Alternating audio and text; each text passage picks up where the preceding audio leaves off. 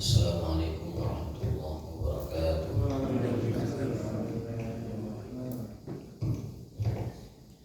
Innal hamdalillah nahmaduhu wa nasta'inuhu wa nastaghfiruh wa na'udzu billahi min shururi anfusina wa min sayyiati a'malina may yahdihillahu fala mudilla lahu wa may yudlil fala hadiya lahu. Asyhadu an la ilaha illallah wahdahu la syarika lahu wa asyhadu anna Muhammadan abduhu wa rasuluhu wa la nabiyya ba'dah. Addal amanah wa ballagha risalah wa nasaha al-ummah wa jahada fillahi haqqa jihadi hatta atahu al-yaqin. Tarakana 'alal mahajjatil bayda lailuha kanahariha la yazigu anha illa halik. Allahumma fassalli wa sallim ala nabiyyina Muhammadin sayyidil awwalin wal akhirin asyrafil anbiya'i wal mursalin arsalahu Allahu rahmatan lil alamin wa ala alihi wa ashabihi wa man sara ala nahjihi ila yaumiddin. Allahumma subhanaka la ilma lana illa ma 'allamtana wa 'allimna ma yanfa'una wa zidna ilman. Allahumma rabbana atina fid dunya hasanah wa fil akhirati hasanah wa qina adzabannar. Bapak sekalian, jamaah salat subuh yang dimuliakan oleh Allah Subhanahu wa taala, kita alhamdulillah dapat berkumpul kembali berjumpa dalam rangka salat subuh berjamaah dan juga thalabul ilmi. Rasulullah SAW bersabda, irka'li arba'a ruku'at, irka'li arba'an akfika akhirahu, atau kama qala Nabi SAW, salatlah 4 rakaat di awal hari, sisanya aku cukupkan. Artinya apa? Kata para ulama, yang dimaksud dengan 4 rakaat ini ada 2 tafsir. Yang pertama adalah sholat subuh dan 2 rakaat sebelum subuh, 4 rakaat. Ada yang berpendapat 4 rakaat ini 4 rakaat duha. Sholatlah kalian 4 rakaat di awal waktu, maka aku akan cukupkan sampai akhir hari. Jadi Allah akan menjamin kecukupan kita di hari tersebut. Siapa mereka? Orang yang melaksanakan 2 rakaat sebelum subuh dan 2 rakaat sholat subuh. Itulah jaminan Allah kepada orang-orang yang menegakkan 4 rakaat di awal hari.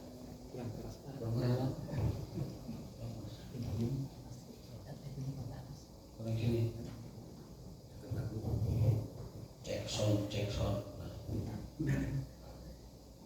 Ada ya. Tes ya, cukup. Kalau itu bingung ya. Saya ulangi bahwa ada keutamaan bagi orang yang melaksanakan sholat 2 rakaat sebelum subuh dan setelah subuh. Dalam hadis Rasulullah bersabda, irka'li arba'an fi awalin nahar akfika akhirahu.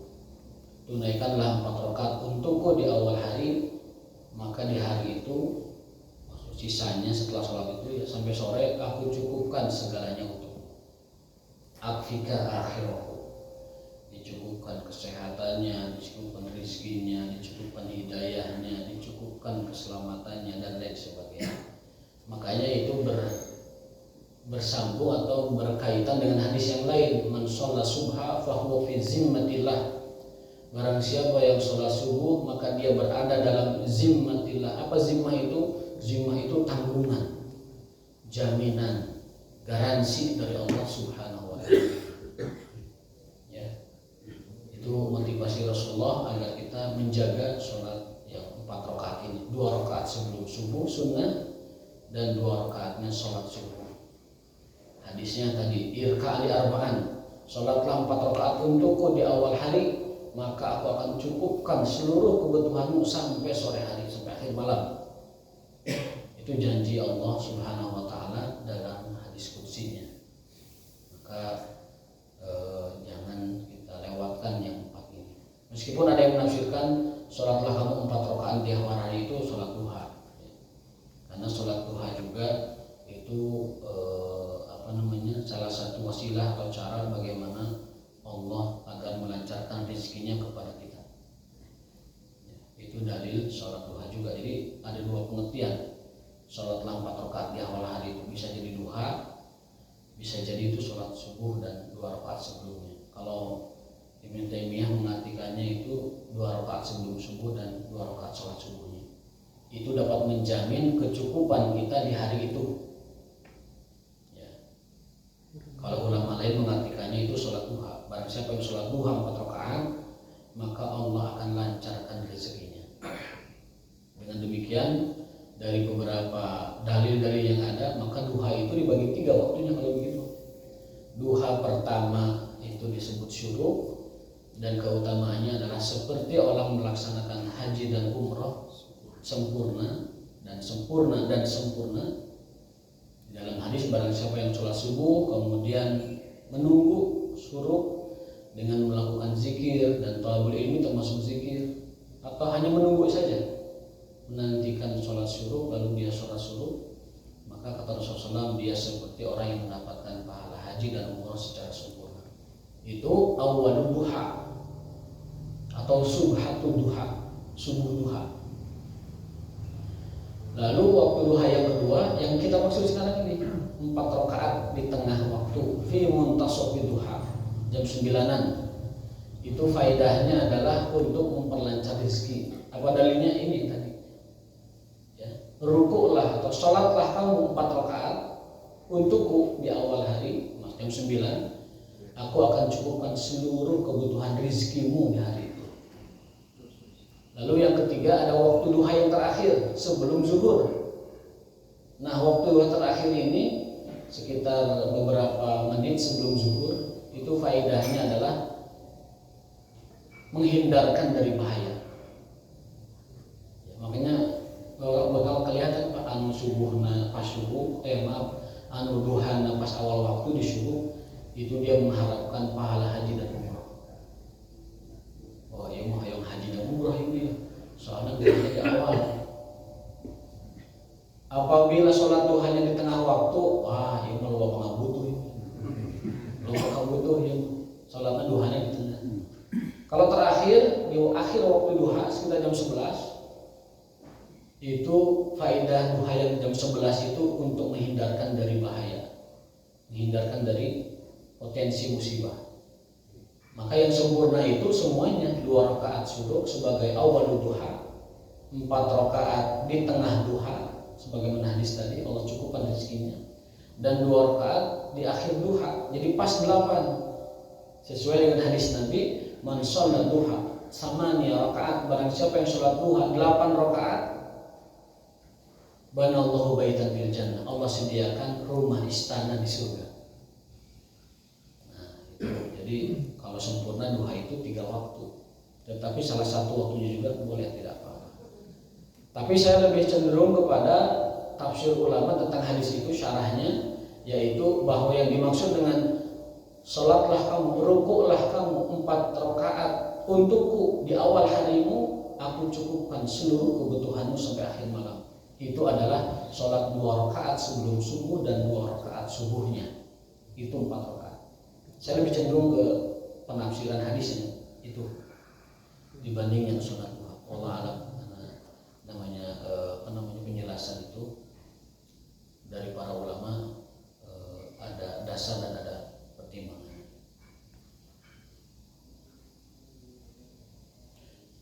Kita lanjutkan kajian hadis dalam kitab Sahih Bukhari ini, yaitu hadis nomor 700 ya. 700. Tapi sebelumnya ada 699. Itu udah banyak, udah 700 hadis itu. Udah bisa ngijazah atau mengajarkan ilmu kembali kepada orang lain. Udah bisa jadi para ajengan, para ulama, dakwah masyarakat. Sudah punya 700 hadis. Jadi pokoknya mata semuanya dari bantarakan 700. An Ibni Abbas radhiyallahu anhuma anna Rasulullah sallallahu alaihi wasallam lamma ba'asa Mu'adzan radhiyallahu anhu ala Yaman qala. Ini hadis disampaikan tapi tidak apa saya ulang. Ya Mu'adz, wahai Mu'adz, Rasul mengutus Muaz untuk menjadi pemimpin di negeri Yaman, sekarang gubernur lah. Innaka taqdamu ala qaumi ahli kitab. Nanti kamu akan mendatangi ahli kitab Yahudi Nasrani di Yaman itu. Falyakun awwala ma tad'uhum ilaihi ibadatullah. Pastikan dakwahmu yang pertama, prioritasmu yang pertama adalah tauhid, yaitu syahadat. Fa idza arafullah, apabila mereka telah mengetahui Allah atau telah beriman kepada Allah, kasih tahu mereka annallaha qad farada 'alaihim khamsa shalawat, bahwa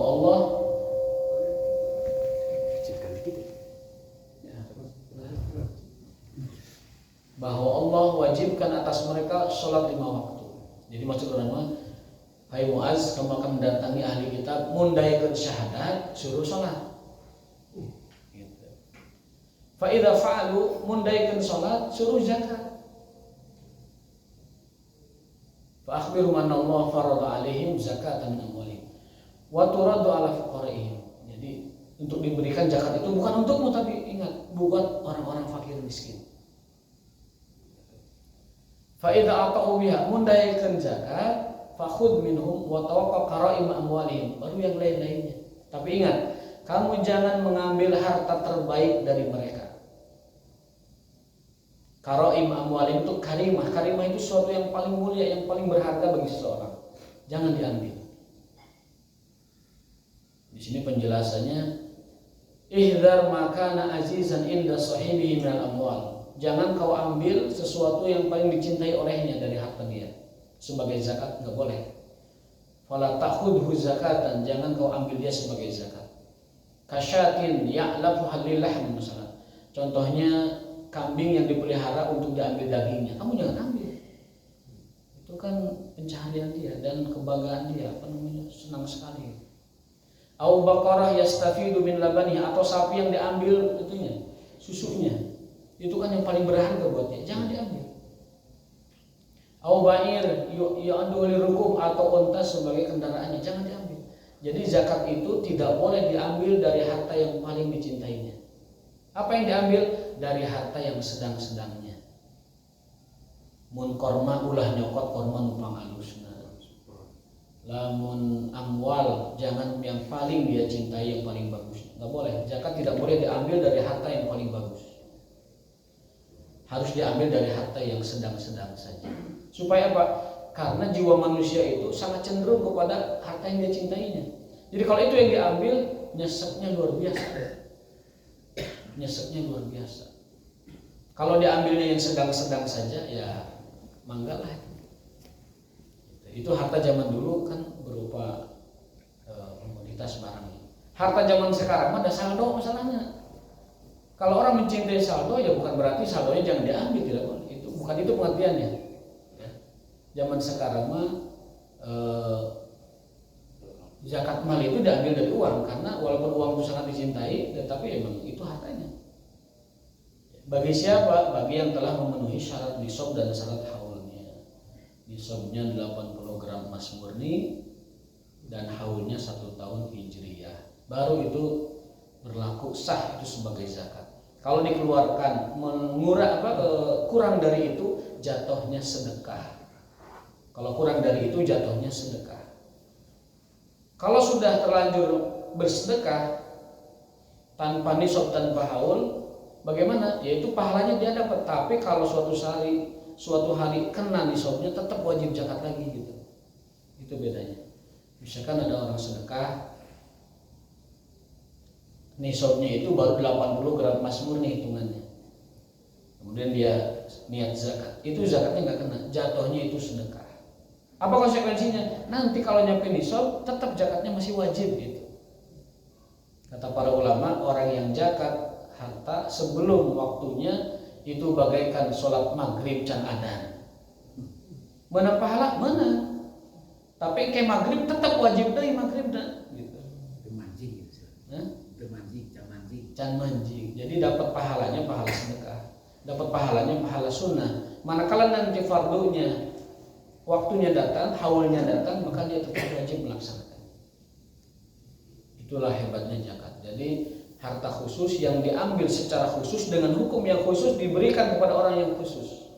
Malun maksus, ya. Kemudian li taifatin maksusah, bi tariqatin maksusah. Harta khusus diambil dengan cara khusus diberikan kepada orang yang khusus. Baik, jadi hadis nomor 699 ini temanya adalah dakwah itu harus tadarruj, bertahap. Harus ada gradualitas, bertahap. Jangan langsung mundaikan dia, perintahkan dia, mundaikan dia. Karena apa? Karena yang didakwahinya ahli kitab. Tapi kalau orang Islam didakwahinya sudah syahadat dari orok, ya, itu jatuhnya adalah beda. Itu fardu dan kewajiban, harus ditekankan, bahkan dipaksa orang untuk melakukan itu. Nah, nomor hadis 700 berikutnya ini pengimbang dari yang atas tadi. Kan tadi larangan tidak boleh mengambil harta yang paling dicintai oleh seseorang. Ya, ittaqi aw la takhud qara'im amwali nas. Jangan kamu ambil harta yang paling mereka cintai. Wa iyyaka wa qara'im amwali. Wa iyyaka wa qara'im. Jangan kamu ambil harta yang paling bagus mereka. Nah, di hadis 700 ini pengimbangnya. Dari Anas bin Malik radhiyallahu taala anhu, beliau bercerita, kana Abu Talhah aksarul ansori bil Madinah malan min nahlin. Abu Talhah itu adalah warga Madinah yang paling kaya dari kebun korma. Bukan kebun onta, kebun korma. Jadi paling kaya dia, petani korma paling kaya. Orang Madinah. Kalau muhajirin kan Abdurrahman bin Auf sekaligus beliau yang paling kaya dari seluruhnya. Wa kana ahabba amwalihi ilaihi bayruha. Dia punya kebun yang paling dia sayangi dan cintai. Nama kebun itu bayruha. Orang berlamping, legok itulah. Namanya istilah-istilah kebun di kita itu. Nah, ini kebunnya namanya bayruha. Bubulak, Kuningan mah aya bubulak, aya Tegal, aya Lamping, aya Bihbul, aya Depok. Sama di kita ya? Sama. Depok, Bihbul, Bubulak, Lamping, Tegalan. Itu bahasa Kuningan. Nah, Abu Talhah ini punya kebun dan kebunnya itu adalah menjadikan dia menjadi warga yang paling kaya di Madinah dari perkebunan korma. Wa kanat mustaqbilatal masjid. Dan kebun tersebut ada di depan masjid. Jadi punya kebun korma di sekitar masjid, luar biasa. Jadi habis sholat bisa monitor kebun, habis sholat bisa monitor kebun. Wa kana Rasulullah sallallahu alaihi wasallam yadkhuluha. Rasul kemudian masuk ke kebun tersebut. Wa yashrabu min ma'in fiha tayyib. Dan meminum airnya yang segar. Berarti ada air mengalir kebun. Subhanallah. Qala Anas falamma unzilat hadhil ayah. Kemudian turunlah ayat lan tanalul birra hatta tunfiqu mimma tuhibbun. Kalian tidak akan dapat meraih kebaikan hingga kalian mensedekahkan apa yang paling kalian cintai. Nah, seolah-olah bertentangan dengan yang tadi ya. Jangan kamu ambil zakat dari harta yang paling baik mereka. Tapi dalam ayat ini tidak akan sampai orang pada derajat albir, kebaikan, sampai dia mensedekahkan apa yang paling dia cintai. Kira-kira apa titik temunya? Dua dalil yang seolah-olah bertentangan itu. Talfiknya begini. Kalau konteksnya zakat, maka motivasinya ambil yang tengah-tengah. Tidak boleh yang paling bagus karena sifatnya mandatori, wajib. Jangan memaksa orang untuk memberikan yang terbaik atas nama zakat, nggak boleh. Haram hukumnya. Hadis ini tadi. Tapi kalau konteksnya sedekah yang sifatnya sukarela, maka motivasi dari Allah, kamu tidak akan sampai menjadi orang yang paling baik atau terbaik atau bulughul birri wal ihsan sampai kamu rela mensedekahkan apa yang paling kamu cintai dari hartamu. Ya, itu konteksnya ya. Kalau yang wajib peringatannya jangan ambil yang terbaik, tapi kalau yang sunnah atau sedekah maka motivasinya berikan yang terbaik. Ada beda titik tekannya. Jangan sampai orang merasa punya kewajiban menyerahkan yang terbaiknya, tetapi yang terbaik hendaknya diserahkan ketika itu menjadi pemberian sukarela berupa sedekah. Jadi tidak bertentangan, konteksnya beda. Kalau yang tidak boleh yang paling baik itu zakat konteksnya, tapi kalau yang ini anjurannya sedekah itu yang paling baik. Nah, Abu Talha ini adalah orang yang paling kaya di Madinah dari perkebunan kurma. Dan kurmanya itu kebunnya menghadap ke masjid. Rasul pernah masuk kebun itu lalu minum air segar di situ. Kata Anas, saat itu turunlah ayat Allah yang tadi saya bacakan. Tidak akan kamu sampai kepada derajat bir, derajat ihsan, hingga kamu menginfakkan, mensedekahkan apa yang paling kamu cintai. Qoma Abu Talha ila Rasulillah. Kemudian Abu Talha respon. Ini hebatnya sahabat, kalau ada turun ayat, responnya itu spontan. Ya Rasulullah, Inna Allah tabaraka wa ta'ala yaqulu, sesungguhnya Allah telah berfirman, baru yang tadi Anda sampaikan, tidak akan sampai kepada derajat kebaikan hingga kau sedekahkan apa yang kamu cintai. Wa inna ahabba amwali ilayya bayruha. Sesungguhnya hartaku yang paling aku cintai ya kebun ini. Kebun ini yang paling aku cintai, karena kebun ini yang membuatku menjadi orang paling kaya di Madinah. Kalau secara keseluruhan Abdurrahman bin Auf, tapi kalau dari kalangan warga Madinah Ansor itu adalah Abu Talha. Ya Rasulullah, ini kebunku, bayruha namanya. Wa innaha shadaqatun lillah, ku sedekahkan untuk Allah. Itu hebatnya para sahabat. Jadi langsung gitu. Respon langsung. Arju birroha wa dukhroha indallah. Ya Rasulullah, aku berharap dapat kebaikan dari kebun ini, dan aku harap kebun ini jadi tabunganku di akhirat. Fadha'ha ya Rasulullah, ambillah untuk sabilillah ya Rasulullah. Haitsu arakallah, sebagaimana Allah perintahkan kepada kamu, kepada engkau. Faqala Rasulullah SAW, lalu Rasul menimpali, Bakhil itu bahasa Arab. Beh itu dari bahasa Arab. Bakhil.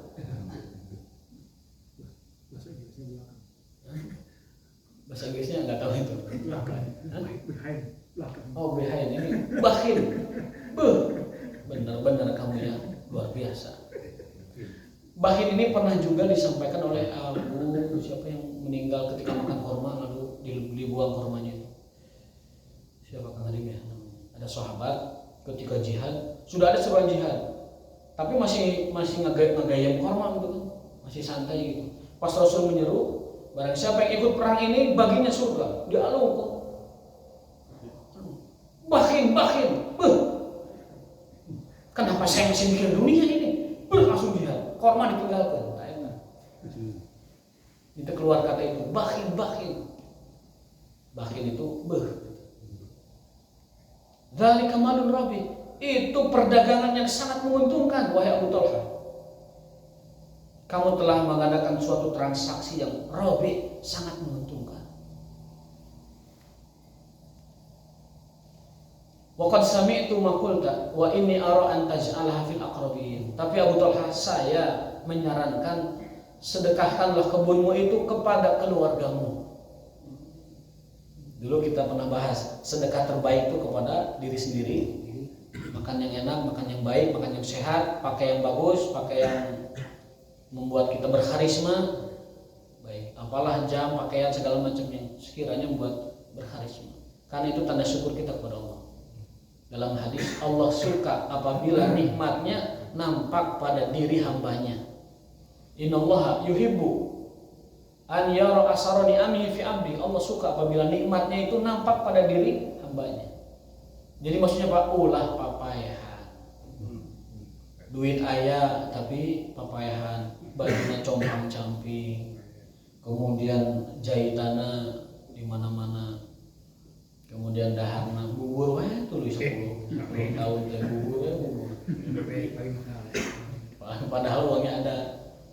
Motornya antepang butut-bututna salembur, padahal itu penglomana misalnya. Itu papayahan, enggak boleh dalam Islam. Karena Allah suka jika nikmatnya nampak pada diri hamba. Berarti itu bersyukur. Seolah-olah gini, mana teh kok aing diberi duit, diberi rezeki, kenapa kamu menampilkan seperti orang miskin? Nyerahkeun meh mana emang gitu bahasa orang gitu. Kamu memalukan orang zat yang memberikanmu rezeki. Kalau konteks perbandingan manusianya, kamu memalukan sama yang memberi. Jadi itu kalau kita punya rezeki, Allah suka rezeki itu nampak pada diri hambanya. Innallaha yuhibbu ayanzuru athara ni'amihi fi 'abdi. Allah suka apabila dampak dari nikmat yang diberikan Subhanahu wa taala kepada orang tersebut pada kesehariannya. Belum lagi hadis innallaha jamilun yuhibbul jamal. Allah itu maha indah, menyukai keindahan. Maka pakailah pakaian yang indah, pakailah sandal yang indah, kain yang indah, jam yang indah, dan lain-lain sebagainya. Nah, ketika Rasul melihat bahwa Abu Talha mau mensedekahkan kebunnya yang luar biasa itu, Rasul mengatakan, aku sarankan kau sedekahkan pada keluargamu. Karena sedekah terbaik setelah diri sendiri kepada keluarga. Kepada keluarga. Setelah keluarga, kepada kerabat. Setelah kerabat baru kepada orang lain. Itulah hebatnya Rasul. Jadi ketika memotivasi orang untuk sedekah, itu disarankannya yang lebih baik buat dia, maslahatnya. Coba lamun kiai zaman ayeuna, yang suka orang itu kumaha bisa beureun aya beureun gitu. Aya beureun. Kalau Rasul enggak, berikan kepada kerabatmu. Berikan kepada kerabat, anta ja'alaha fil aqrabin. Faqala Abu Talha, af'al ya Rasulullah. Baik Rasulullah, siap laksanakan. Faqasamaha, lalu beliau membagi kebun tersebut fi aqaribihi wa bani ammi, berikan kepada kerabatnya dan kepada keponakan-keponakannya. Jadi dihibahkan kepada kerabat dan keponakan-keponakannya. Bukan harta waris kan masih hidup. Untuk warisan nanti ada lagi ahli waris. Beda lagi. Ini mah kebun Bairuha dekat masjid disedekahkan untuk kerabat-kerabat. Kenapa? Karena kita demi menjamin keluarga mereka itu makmur dan sejahtera lebih baik daripada kita malah jauh memberi kepada orang yang tidak kita ketahui. Jadi kesimpulannya, memakmurkan kerabat itu lebih afdol ketimbang yang lain-lainnya. Supaya apa? Supaya tidak ada di keluarga, memutus mata rantai ketidakberdayaan pada keluarganya, menghilangkan kemiskinan pada kerabat-kerabatnya, itu lebih utama. Jauh lebih utama dibanding yang lain. Ketika Siti Hadijah memakai baju compang-camping dijahit begitu, kondisi ketika itu apa ya? Siti Khadijah Ya. pakai baju compang-camping. Saya seumur hidup baru dengar sekarang, Mas. Yang dijahit itu yang dijahit. 17 tahun saya baca kitab baru dengar. Ada itu. Saya tidak pernah mendengarnya. Seperti itu. Kalaupun ada, itu bukan terjadi pada Khadijah, pada yang lain. Kalau ada orang memang betul ada jahitan, karena memang itu yang punya, tidak apa-apa. Ini makan yang tercela itu rizkinya ada, Allah kasih rizkinya, tapi dia menampilkan kepada orang lain dengan merendahkan seperti itu. Pelit ke diri sorangan. Pelit ke diri sorangan. Makanya tawadu itu ada ilmunya. Tawadu itu harus niat karena Allah, tidak boleh niat karena yang lain. Man tawadhu'a lillahi rafa'ahu. Barang siapa yang tawadu kepada Allah, Allah akan tingkatkan, naikkan derajatnya. Tapi zaman sekarang banyak fenomena orang itu merendah untuk meninggi.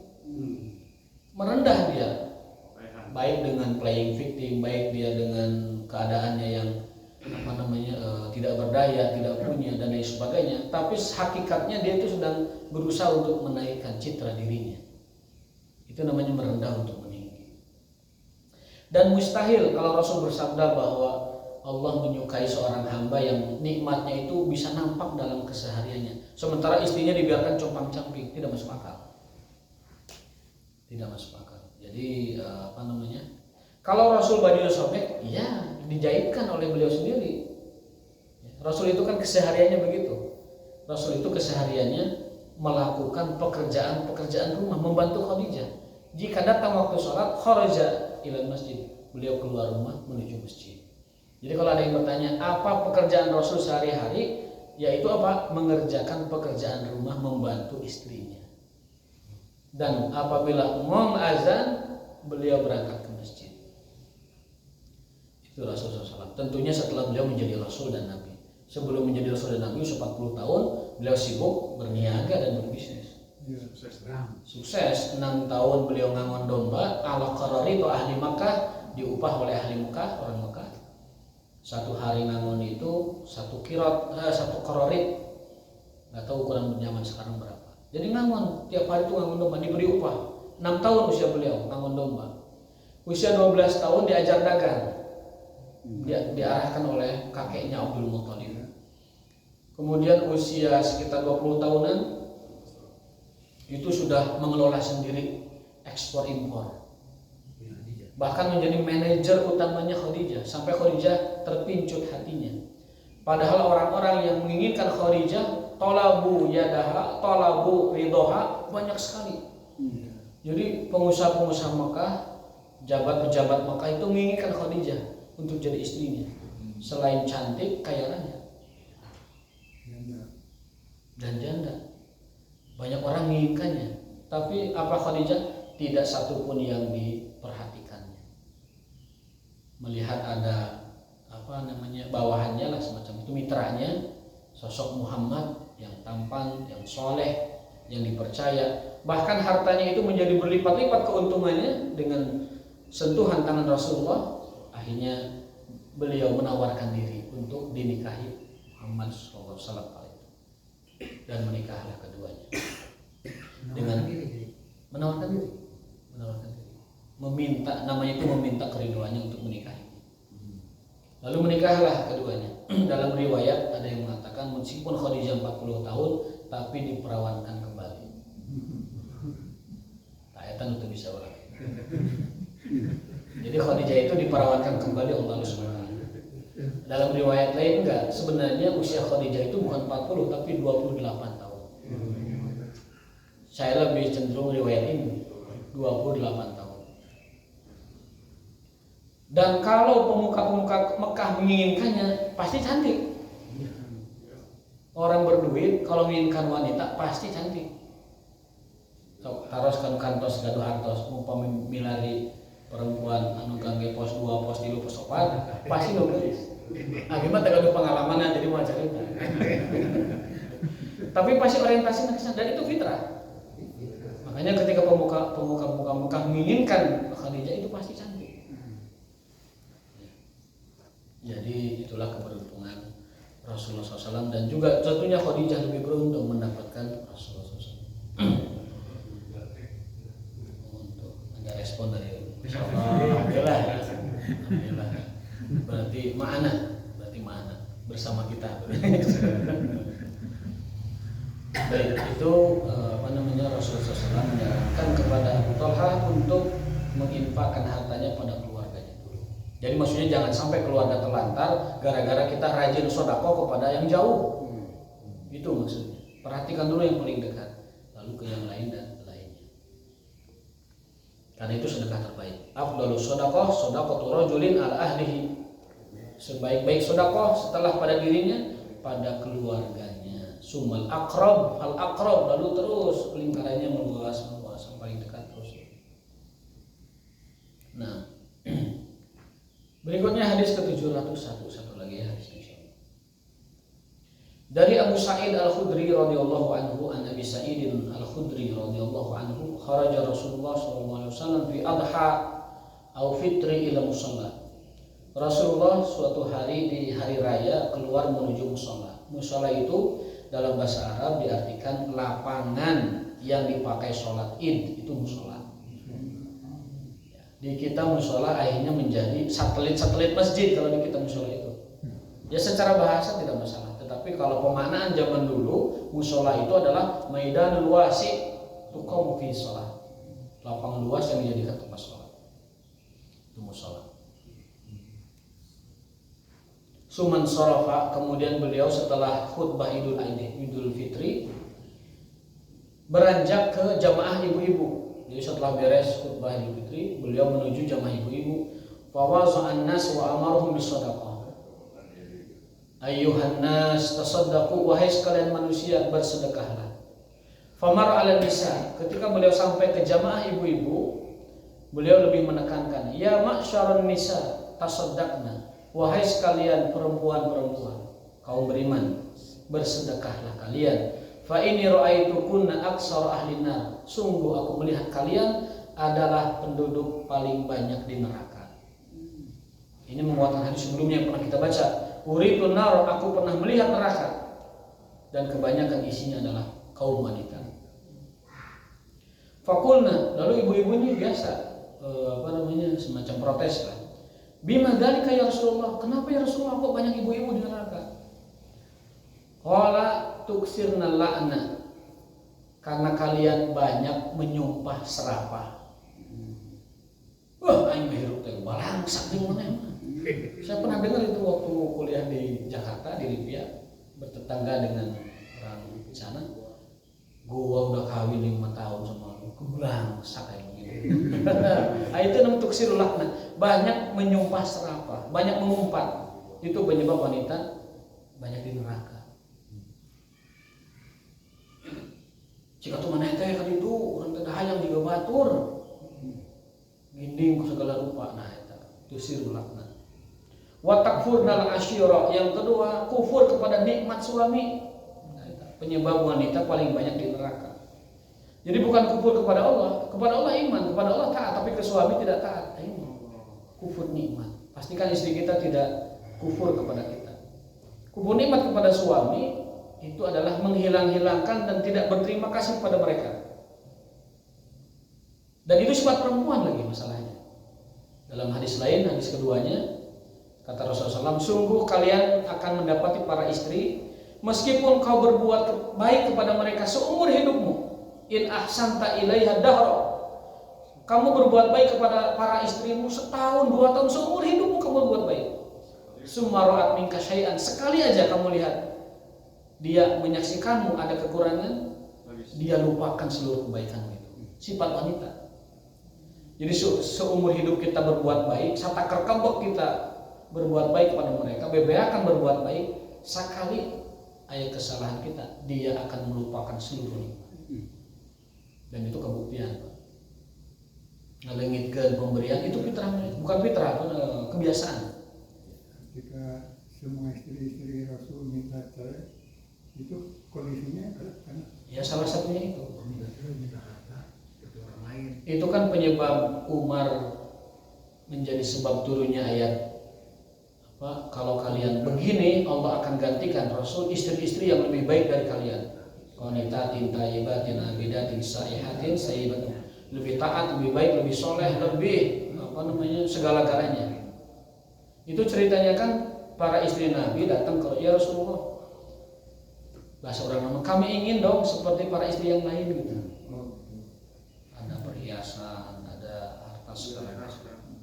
Umar melihat, wah ini nggak bisa dibiarkan begitu.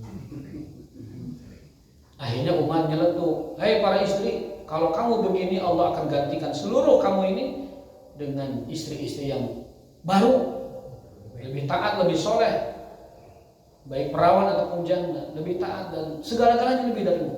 Nah mereka ketakutan. Itu sebab nuzul ayat tersebut. Jadi karena Umar mengancam para istri, Umar tidak ridho apabila Rasulnya itu diancam oleh para istri. Jadi Umar itu banyak menjadi penyebab turun ayat. Ada lagi ketika itu para istri Rasul SAW tidak pakai hijab. Kemudian Umar melihat, ya Rasulullah, tolong perintahkan istrimu untuk berhijab. Artinya mintakan kepada Allah agar turun tentang ini. Turunlah ayat